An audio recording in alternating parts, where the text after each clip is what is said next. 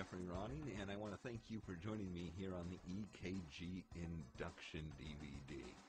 Now, many people have learned the EKG through our live trainings or a home study course, but they have trouble understanding how to alter it, how to change it for the varying groups. So we've put together here 4 different inductions.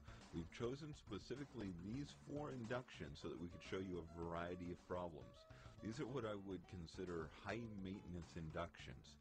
These weren't chosen to make me look like the world's greatest hypnotist. They were chosen for that educational value. Okay? Enough talk for me. Let's jump into the first induction.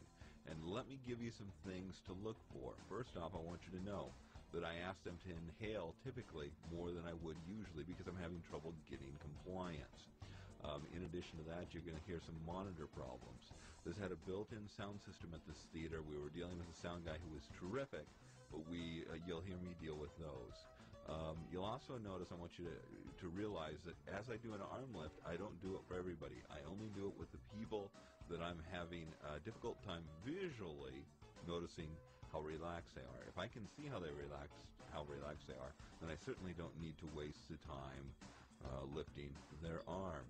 In addition to that, you'll notice that I really ask them to prove that sensation to themselves when I'm asking them to test their eyes. I need them to do it, so I'm compelling them to do that. You'll also notice me double the induction power just by touching them. You'll also notice how I deal with different people. Particularly, there's a gentleman there on the far left-hand side of your screen you'll see. He is a guy that was incredibly popular at this particular program, so I knew it was going to be to my benefit to have him in the show, but I also knew, or I was about 99% sure, that I wouldn't be keeping him in my show. So when I sat him down, I had him sit down to the far left-hand row. That way he's not taking up a middle seat that I'm more than likely going to have him vacant later on. Just cuts down on moving people later.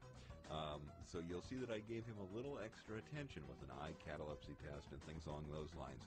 That was all really just sugarcoating because I knew I was probably, I was once again 99% sure that I was going to get rid of him. You'll also notice that when I excuse the gentleman, I'm sure he's a great guy, you'll notice when I excuse the gentleman, I keep him kind of in the dark. I just say 1, 2, 3, eyes open, and by the time he opens up his eyes and commits to me that he's there, he's off the stage. So he doesn't have any time to create any issues for me. I call these people by their names. They already had name badges on or something. I don't get name tags. I don't ask people their names typically in the shows unless it's in a particular routine. I think that's probably about what I wanted you to see. And this will be induction number 1. All right, folks up here on stage looking up here at me. We're going to take some deep breaths together. Don't close your eyes even if you feel like it until I ask you to. Settle back in the chair.